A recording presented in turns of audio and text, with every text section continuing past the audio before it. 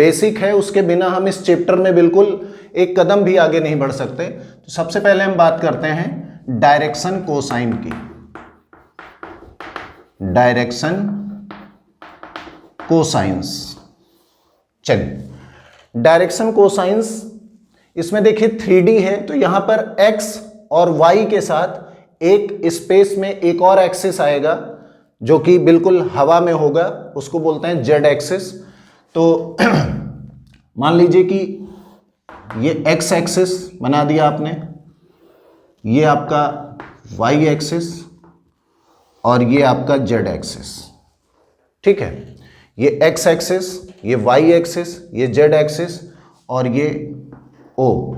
यहां से मान लीजिए एक लाइन आपने ले ली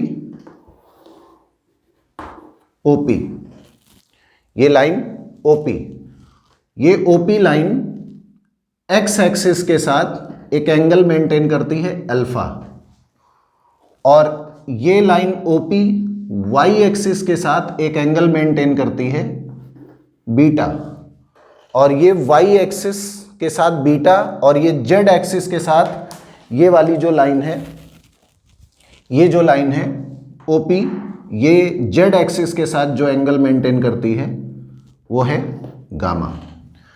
तो डायरेक्शन कोसाइंस का मतलब हुआ, देखिए डायरेक्शन कोसाइंस के बारे में अगर हम डिस्कशन करें तो alpha, alpha is the direction angle between the line OP and x axis, beta is the direction angle between the line OP and y axis, and gamma is the directional angle between the line OP and z axis। Alpha, beta, gamma को हम direction cosine नहीं बोलेंगे, इनको बोलते हैं directional angle, directional angle of a line between the x axis, y axis and z axis। तो alpha is the directional angle between the line OP and x axis, and beta is the directional angle between the line OP and y axis, and gamma is the directional angle between the line OP and z axis। ये हो गए हमारे directional angle, मतलब alpha, beta, gamma are the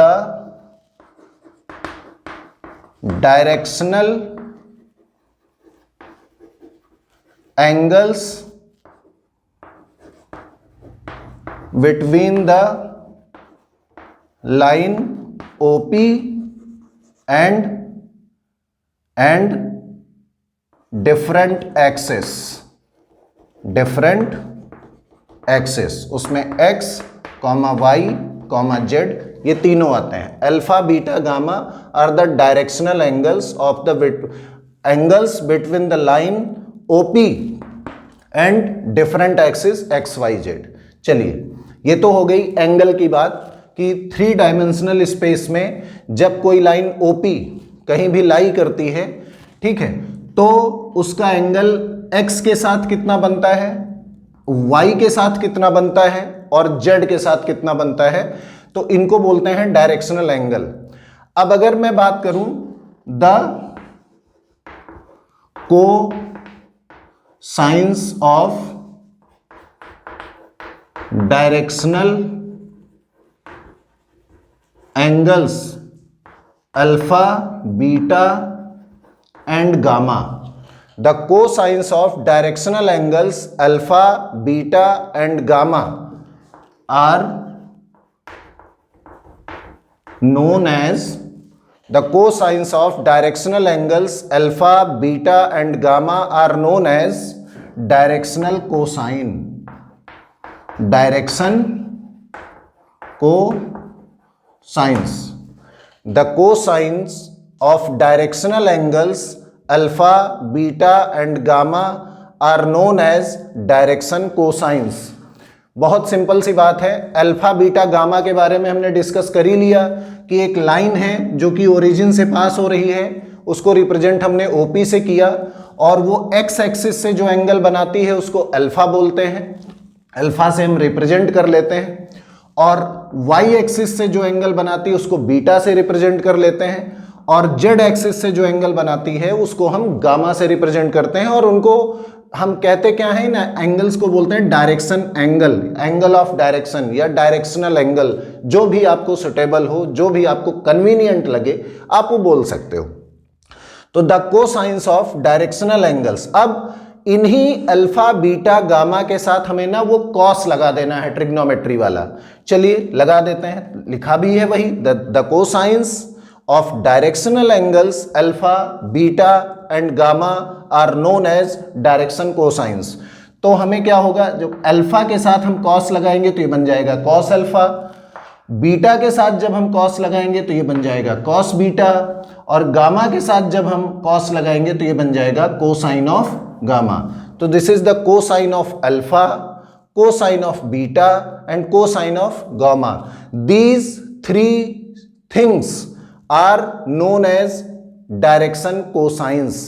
These three things are known as direction cosines। तो इनको हम denoted by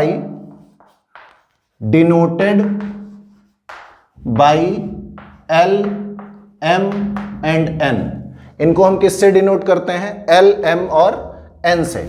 तो अगर मैं यहां पे बात करूं तो इसका मतलब क्या हुआ, L is equal to cos alpha, M is equal to cos beta और N is equal to cos gamma. देखिए मैं लगे हाथ एक चीज बोले चलता हूं, ये तो है पूरा का पूरा डायरेक्शन कोसाइन कहां से जनरेट होता है, कहां से आता है, कैसे हमें पता। हम चाहते तो हम सीधा फार्मूला भी आपको बता सकते थे कि, और फार्मूला कैसे आपको याद करना है कि जब आपको कोई एक लाइन 3D स्पेस में लाई करती है और उसके एंगल दे दिए गए हैं कि वो एक्स एक्सिस से सपोज 30 डिग्री का एंगल बनाती है, वाई एक्सिस से सपोज वो 60 डिग्री का एंगल बनाती है, जेड एक्सिस से सपोज वो सपोज मान लीजिए कि आप वो 120 डिग्री का एंगल बनाती है। तो अगर कोई लाइन तीनों एक्सिस के साथ अलग अलग इंडिविजुअली डिफरेंट टाइप के एंगल मेंटेन करती है तो हम डायरेक्शन कोसाइन किस तरीके से निकालेंगे, उसका ये फार्मूला है L equal to cos alpha. Alpha is the angle between the line and x axis, M is equal to cos beta, beta is the angle between the line and Y axis, and gamma is the angle between the line and z axis and this is represented by n। तो L, M, N are the direction cosines, L, M, N are the denoter of direction cosine and cos alpha, cos beta, cos gamma are the direction cosines when the angles between the axis and line are given। इस तरीके से इस फार्मूले का हम इस्तेमाल करते हैं, ठीक है। Cos alpha, cos beta, cos gamma याद कर लीजिए। अगर ये फार्मूले आज से आपको याद होना शुरू हो गए तो आपको कभी प्रॉब्लम नहीं होगी। फार्मूले बहुत जरूरी हैं 3D में, अगर वो फार्मूले आपने मिस माइंड कर दिए तो फिर आप हर एक क्वेश्चन में फंसे रहोगे, हर एक क्वेश्चन में आपको प्रॉब्लम होगी, हर एक क्वेश्चन आपको परेशान करने का पूरा प्रयास करेगा। और अगर आपको फार्मूले क्लियर हैं, बहुत बेसिक फार्मूला है और पूरे के पूरे 3 डायमेंशनल ज्योमेट्री के चैप्टर में ये इस्तेमाल होने वाला है। L is equal to cos alpha, M is equal to cos beta, N is equal to cos gamma. आपको क्लियर हो गया। अब चलिए बात करते हैं डायरेक्शन कोसाइन के बाद हम बात करते हैं डायरेक्शन रेशियो की। ये पूरा का पूरा जो कंटेंट था ये डायरेक्शन कोसाइन का था, तो आप इसको नोट कर लीजिए, आप इसको समझ लीजिए, ठीक है। आगे बढ़ते हैं और डायरेक्शन रेशियो की तरफ चलते हैं। तो डायरेक्शन कोसाइन के बारे में आपने जो भी सुना, जो भी समझा, उसको अपने दिमाग में बैठाइए, अच्छे से समझिए। बहुत आसान सी लैंग्वेज में मैंने आपके साथ डिस्कस किया, और जिसको बहुत ज़्यादा डीप में नहीं जाना है वो बस क्वेश्चंस, जिसको लगता है कि हमें क्वेश्चन आने चाहिए, क्वेश्चन हमें करना है, तो आप बस इतना जान लीजिए कि L is equal to cos alpha, M is equal to cos beta and N is equal to cos gamma. ये 3 फार्मूले L, M, N when the angles are given, ठीक, from the x axis, from the y axis and from the z axis. ये अगर आपको पता है तो आपको डायरेक्शन कोसाइन निकालने से कोई रोक नहीं सकता। ये आपको क्लियर होना चाहिए। अब हम बात करते हैं डायरेक्शन रेशियोज की। डायरेक्शन रेशियोज, देखिए डायरेक्शन रेशियो वैसे तो कुछ नहीं, बस एक नंबर होता है, और वो नंबर कैसा होता है, the number which are proportional to the direction cosine, the number which are proportional to the direction cosine is known as direction ratio। यहां पे क्या लिख रहा हूं, the number which are proportional to the direction cosines, ठीक, the numbers which are proportional to the direction cosine are known as direction ratio, are known as direction ratios. The number मतलब कुछ numbers हैं जो direction cosines के साथ proportionally behave करते हैं, उनको बोलते हैं direction ratio. Suppose let the numbers are A comma B comma C, let the numbers are A comma B comma C. हमने उन नंबर्स को क्या ले लिया, ए बी सी। तो अकॉर्डिंग टू द डेफिनीशन, अगर हम डेफिनीशन के हिसाब से काम करें तो इसका मतलब ये जो नंबर हैं वो डायरेक्शन कोसाइन के साथ प्रोपोर्शनली बिहेव करते हैं। और डायरेक्शन कोसाइन को हम किससे रिप्रेजेंट कर चुके हैं, एल एम एन से। तो इसका मतलब एल का ए के साथ रेशियो, और एम का बी के साथ रेशियो, और एन का सी के साथ रेशियो। फिर से देख लीजिए, the numbers which are proportional to the direction cosines. तो एल का ए के साथ रेशियो, एम का बी के साथ रेशियो, एन का सी के साथ रेशियो, ये क्या होगा, ये इक्वल होगा और हमेशा कांस्टेंट होगा, फिक्स होगा। L upon A equal to M upon B equal to N upon c, l upon A equal to M upon B equal to N upon C equal to k. Definition पे जाइए, direction ratios की definition नहीं भूलना है। ये एक तरीके के नंबर्स होते हैं, ए बी सी, उन नंबर्स को हमने कंसीडर किया हुआ है, और ये नंबर हमेशा डायरेक्शन कोसाइन के साथ प्रोपोर्शनली बिहेव करते हैं। उनका जो बिहेवियर होता है वो डायरेक्शन कोसाइन के साथ जो उनका रिलेशन होता है वो प्रोपोर्शनली होता है। तो डायरेक्शन कोसाइन क्या है, एल एम और एन है, एल एम और एन है, तो इनके साथ प्रोपोर्शनली हमने इनको बिहेव करा दिया। L upon A equal to M upon B equal to N upon C equal to k, ठीक है। ये हमारा इनका एक रिलेशनशिप बना। अब यहां से अगर आप सोचिए तो L इक्वल टू क्या होगा, A जाके यहां मल्टीप्लाई करेगा कांस्टेंट के साथ, सिंपल सी बात है, L इक्वल टू ए के आ जाएगा, M इक्वल टू क्या आ जाएगा, बी के आ जाएगा, और N इक्वल टू क्या आ जाएगा, सी के आ जाएगा। L equal to A K, M equal to B के, N इक्वल टू सी के। इन कोई कंफ्यूजन नहीं होना चाहिए, बिल्कुल सिंपल सी बात है, ठीक है। हमने ए को यहाँ मल्टीप्लाई कर दिया, ए को यहाँ पे मल्टीप्लाई कर दिया। आप इनको इस तरीके से भी लिख सकते हो अगर आपको प्रॉब्लम है। एल अपॉन ए भी के इक्वल है, और एम अपॉन बी भी के इक्वल है, और एन अपॉन सी भी के इक्वल है। तो यहाँ से देखोगे आप तो एल इक्वल टू आपको ए के मिल जाएगा, m इक्वल टू आपको b के मिल जाएगा, और n इक्वल टू आपको c के मिल जाएगा। कोई प्रॉब्लम नहीं है, l इक्वल टू a के, m इक्वल टू b के, n इक्वल टू c के। हम क्या करते हैं, इनको स्क्वायर करके तीनों को ऐड कर देते हैं। यहाँ पे लिखते हैं स्क्वायरिंग एंड एडिंग। हमने इनको स्क्वायर करके ऐड किया, तो स्क्वायर करके ऐड करोगे तो क्या आएगा, l स्क्वायर, ये हो गया एल स्क्वायर, ऐड करना है, फिर प्लस एम स्क्वायर, फिर plus N square equal to, ये तो हमारे लेफ्ट हैंड साइड के सारे प्रोडक्ट थे, l square plus M square plus N square. अब क्या है, ए के का स्क्वायर क्या होगा, ए स्क्वायर के स्क्वायर, फिर क्या होगा plus B square K square, फिर क्या होगा सी स्क्वायर के स्क्वायर, ठीक। उसके बाद हम आगे बढ़ते हैं तो L square plus M square plus N square equal to A square हमारा यहाँ कॉमन हो जाएगा, सॉरी के स्क्वायर हमारा कॉमन हो जाएगा और ब्रैकेट में आएगा A square plus B square plus C square. K square हमारा कॉमन है तो अंडर ब्रैकेट क्या मिलेगा, A square plus B square plus C square. अगर हम यहाँ से बात करें, इधर देखते हैं कि के स्क्वायर की वैल्यू अगर हम निकालें के स्क्वायर तो क्या मिलेगा हमको, L square plus M square plus N square upon A square plus B square plus C square.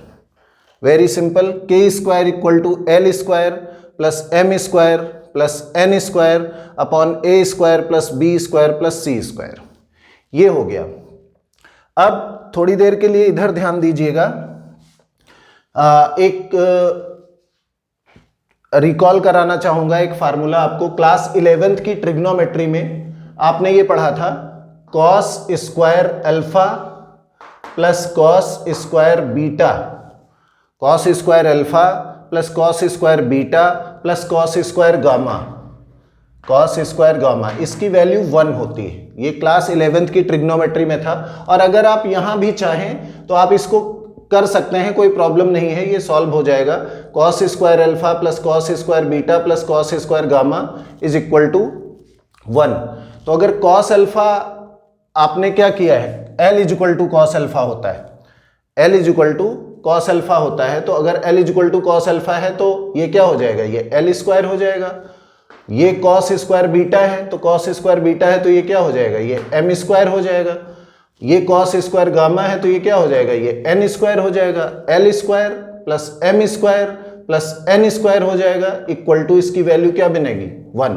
ध्यान से देख लीजिए आप, कॉस स्क्वायर अल्फा ये हमको पता होना चाहिए, ये ट्रिग्नोमेट्री के हिसाब से हमें मालूम होना चाहिए कि cos square alpha plus cos square beta plus cos square gamma is equal to 1 होता है।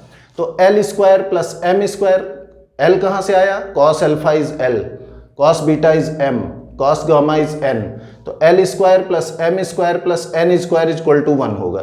तो इस रिलेशन को हमेशा याद रखना है, ये कहीं ना कहीं इस्तेमाल होता रहेगा बीच बीच में क्वेश्चंस में, और इसको हम यहाँ पर यूज करने वाले हैं। तो यहाँ पर जब हम यूज करेंगे तो ये क्या आ जाएगा, L square plus M square plus N square, ये आ जाएगा 1 upon A square plus B square plus C square is equal to K square.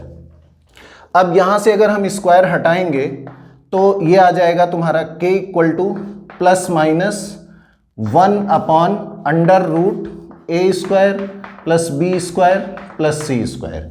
ये हमने उस कांस्टेंट की वैल्यू निकाल ली, जो ये कांस्टेंट हमें यहाँ दिखाई पड़ा था, L upon A equal to M upon B equal to N upon C equal to K. तो यहाँ से L is equal to A K, M is equal to B K, N is equal to C K. Squaring and adding L square plus M square plus N square, तो ये equal to A square K square plus B square K square plus C square K square.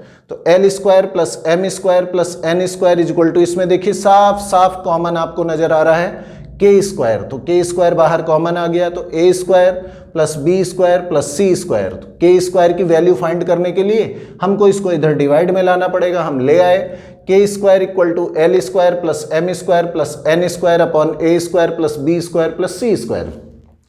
अब समस्या ये है कि L square plus M square plus N square को यहाँ से किस तरीके से रिमूव किया जाए, तो वो हमने आपको याद दिलाया कि cos square alpha plus cos square beta plus cos square gamma is equal to 1 होता है। तो कॉस अल्फा की प्लेस पर हमने एल रखा क्योंकि L is equal to cos alpha, और कॉस बीटा को एम से रिप्लेस किया और कॉस गामा को एन से रिप्लेस किया। Then L square plus M square plus N square equal to 1 हमको वहाँ से मिला, और वो एज ए फार्मूला भी इस्तेमाल होगा, क्वेश्चंस में उसका इस्तेमाल किया जाएगा, ये ध्यान रखना। वो सिर्फ एक इक्वेशन नहीं है जिसको यहाँ पर इस्तेमाल करने के लिए ही हमने वहाँ पर क्लियर किया है, तो उसका भी इस्तेमाल होगा, वो भी एज ए फार्मूला वर्क करेगा। तो यहाँ पर क्या है, हमने इसको रिप्लेस किया, L square plus M square plus N square को 1 रखा upon A square plus B square plus C square. तो K square is equal to 1 upon A square plus B square plus C square आ गया। K is equal to plus minus 1 upon under root A square plus B square plus C square आ गया। तो आप इसको note down कर लीजिए, अच्छे से कॉपी में नोट कर लीजिए, आपको समझ में आ ही गया होगा। और इसको हम रफ करना चाहेंगे क्योंकि यहाँ पर हमें कुछ और चीज़ें आपको बतानी है, इसके आगे हम मूव करना चाहेंगे, आप इसको नोट कर लीजिए। चलिए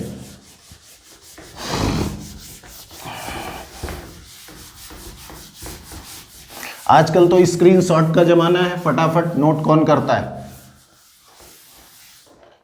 चलिए अब हम क्या निकाल के लेके आए हैं, हम यहां तक पहुंच गए हैं k is equal to plus minus 1 upon under root A square plus B square plus C square. ठीक, यहां तक हमारा रास्ता तय हो चुका है, हम यहां तक पहुंच गए हैं। अब हमें एक चीज ध्यान रखनी चाहिए कि हमने यहां पे क्या निकाला था, l is equal to A K, m is equal to B K and n is equal to C K. इनका हम फिर से यूज करने वाले हैं। ठीक है, तो अगर l is equal to A K है, l is equal to A K है तो k is equal to L upon A होगा, k is equal to m upon b होगा और k is equal to n upon c होगा। चलिए अगर यहाँ पर k है तो k के प्लेस में हम लिख सकते हैं l upon a equal to plus minus 1 upon under root A square plus B square plus C square. और ये a यहाँ पे डिवाइड कर रहा है, बिल्कुल बच्चों की तरह वाला कैलकुलेशन, a को यहाँ पे लेके जाना है तो वहाँ मल्टीप्लाई करेगा। तो l is equal to plus minus a upon under root A square plus B square plus C square. ये आप अपने पास रखिए, बहुत ही महत्वपूर्ण चीज़ है, बड़ी इंपॉर्टेंट चीज़ है। और उसके बाद फिर से वापस k के प्लेस पे हमें क्या रखना है, m अपॉन बी। तो m upon B equal to फिर से plus minus 1 upon under root A square plus B square plus C square. ठीक है, तो ये m इज इक्वल टू, ये b यहाँ पे जाएगा तो आ जाएगा b upon under root A square plus B square plus C square. ये फार्मूला आप रखिए, ये भी आपको काम आएगा।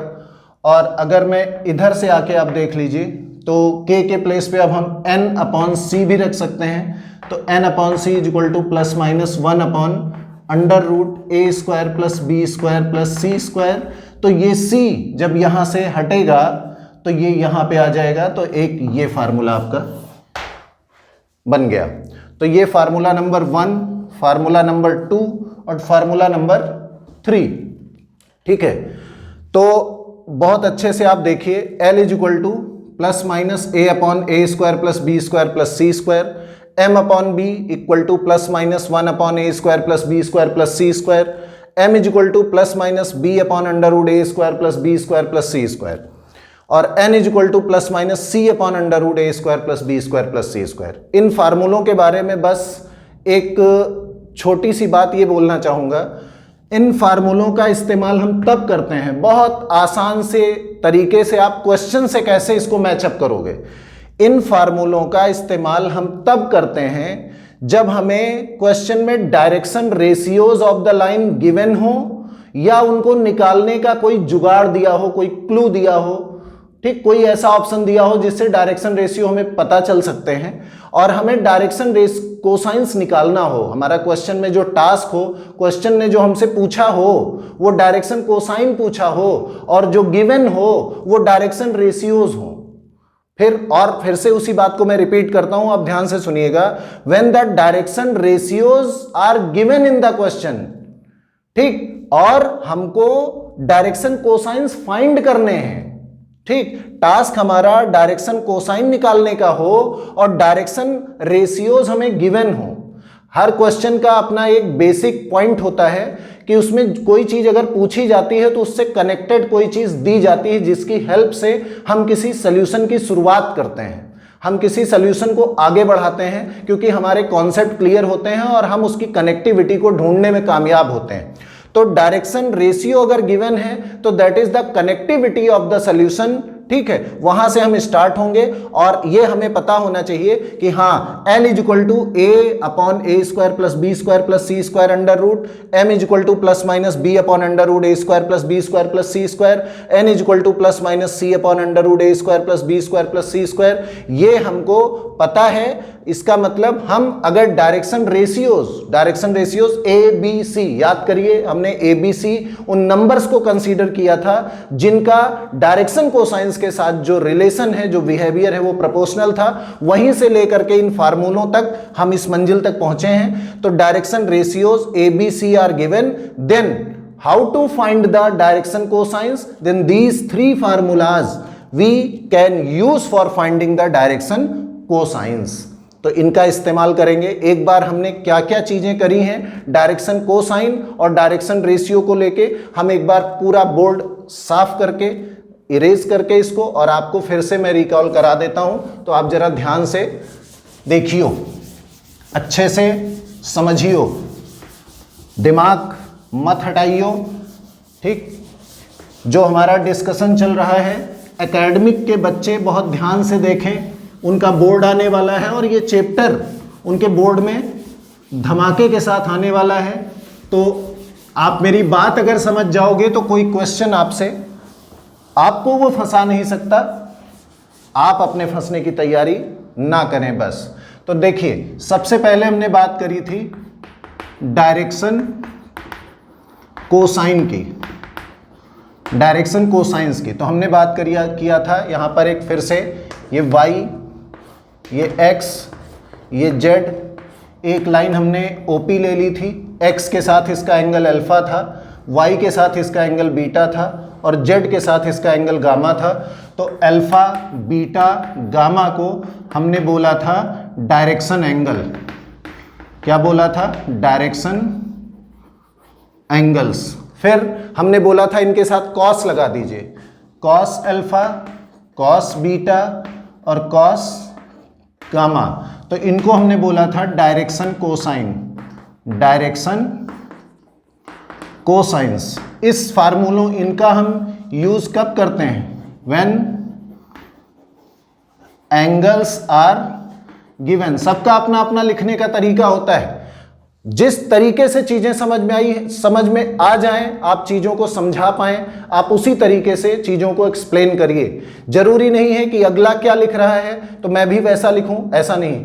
आपका फील अच्छा आना चाहिए, आपको चीजें समझ में आनी चाहिए कि alpha, what is alpha beta gamma, ठीक, वो डायग्राम में कैसे दिखते हैं, कौन सा एंगल किस एक्सिस के साथ होता है, और what is cos alpha, cos beta, cos gamma. अच्छा, ये डायरेक्शन कोसाइन होते हैं, ठीक है, क्लियर होते हैं। लेकिन ये डायरेक्शन कोसाइन के फार्मूले एक्चुअली क्वेश्चन में कैसे अप्लाई होते हैं, कब अप्लाई होते हैं? तो वो तब होते हैं बेटा जब एंगल्स आर गिवन। कौन से एंगल? Alpha beta gamma. ये अगर गिवन है तो आप इस फार्मूले का इस्तेमाल करके डायरेक्शन कोसाइन बड़े आराम से कैलकुलेट कर सकते हैं। चलिए, उसके बाद हमने क्या किया था? हमने कहा था इनका एक डिनोटर होता है, एक सिंबल होता है, रिप्रेजेंटेटर होता है। तो एल एम एन की बात हमने करी थी और इनको बोला था कि ये क्या हैं? ये रिप्रेजेंटेटर हैं, presenter of direction cosine, direction cosines. ये रिप्रेजेंटेटर है डायरेक्शन कोसाइंस के। मतलब हम L को कॉस अल्फा बोल सकते हैं, हम M को कॉस बीटा बोल सकते हैं, हम N को कॉस गामा बोल सकते हैं। ये फार्मूले बन गए। अब इनको आपको पता है कि ये फार्मूले कब यूज होते हैं? जब x एक्सिस के साथ लाइन का एंगल, y एक्सिस के साथ लाइन का एंगल और z एक्सिस के साथ लाइन के angle alpha beta gamma given हो और हमें डायरेक्शन कोसाइन फाइंड करना हो। उसके बाद फिर हमने क्या डिस्कस किया था कि ए बी सी ये क्या है? हमने इनको नंबर कंसीडर किया था, ये नंबर्स हैं, ठीक। और विच आर क्या बोला था? Proportional, proportional, proportional to the direction ratios L M N।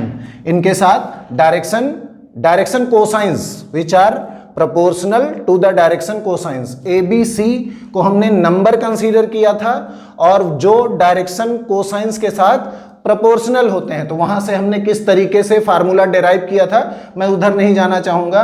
तो उससे हमने क्या निकाला था, उससे हमने निकाला था कि ए बी सी, इन्हीं को हम फिर क्या बोल देते हैं, इनको बोलते हैं डायरेक्शन रेशियोज। ठीक, इन्हीं को हम बोलते हैं डायरेक्शन रेशियोज। और डायरेक्शन रेशियोज के बाद हमने फार्मूला निकाला था L is equal to plus minus A upon under root A square plus B square plus C square. फिर हमने निकाला था M is equal to B upon under root A square plus B square plus C square.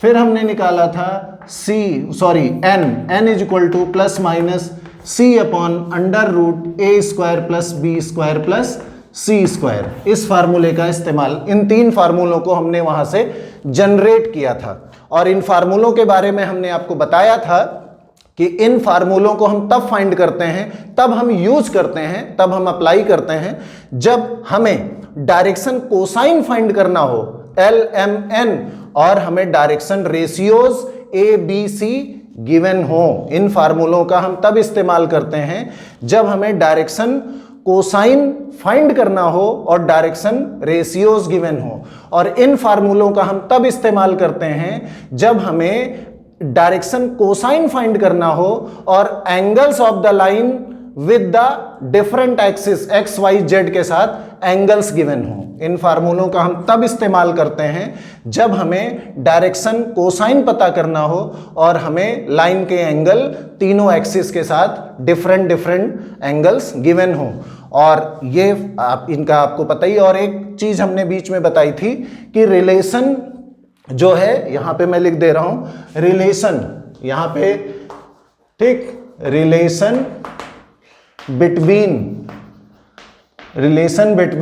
L, M and N, जो direction cosine होते हैं, इनके बीच का relation क्या होता है, यहां पे लिखा था हमने L square plus M square plus N square equal to 1। ये हमेशा ध्यान रखना है, L square plus M square plus N square equal to 1।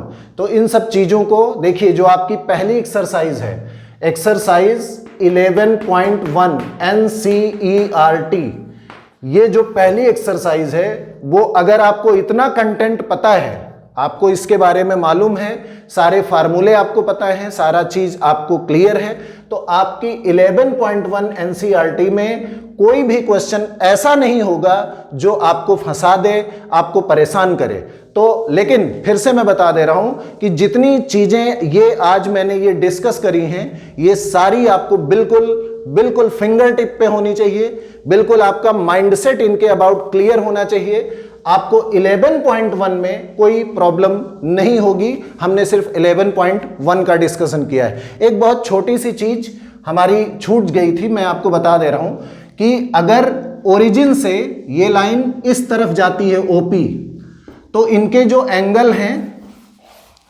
Alpha beta gamma बनते हैं। अगर ये OP अगर इस डायरेक्शन में जा रहा है और एंगल अल्फा एक्स एक्सिस के साथ और बीटा वाई एक्सिस के साथ बनता है और गामा जेड एक्सिस के साथ बनता है, ठीक। तो अगर ये लाइन अपोजिट डायरेक्शन में आ जाए, इधर इस तरफ, ये सीधी है वैसे, ठीक है, तो if the line OP is in reverse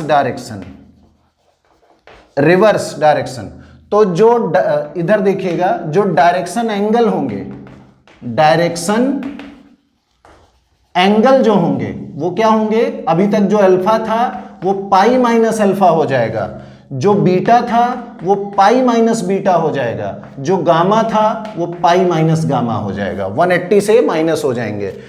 alpha beta gamma ये तो तब है जब ये OP लाइन जो है, जिस लाइन के हिसाब से आपने सारी कहानी बना दी, ये OP अगर इस डायरेक्शन में है तो alpha is the angle between line and x axis, beta is the angle between line and Y axis, and gamma is the angle between line and Z axis.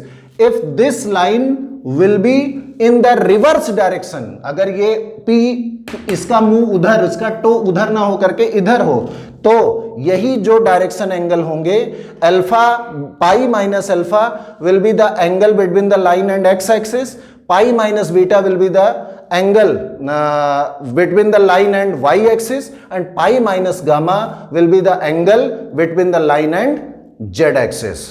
तो ये हमारी बातें थी, ये थी एनसीईआरटी 11.1 चैप्टर का इंट्रोडक्शन, समझ सकते हैं आप इसको।